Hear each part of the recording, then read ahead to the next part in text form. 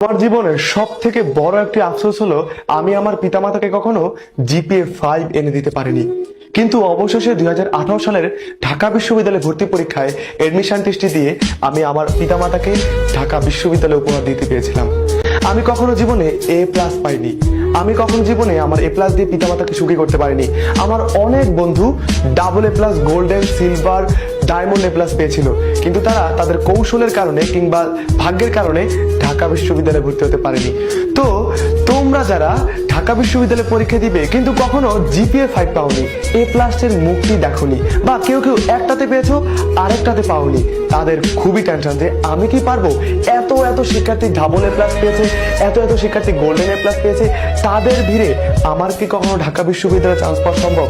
তোমাদের প্রশ্ন যদি এটা হয়, তোমাদের সামনে জলজান্ত যে মানুষটা দাঁড়িয়ে আছে সে এসএসসি তে পেয়েছিল 4.28, এইচএসসি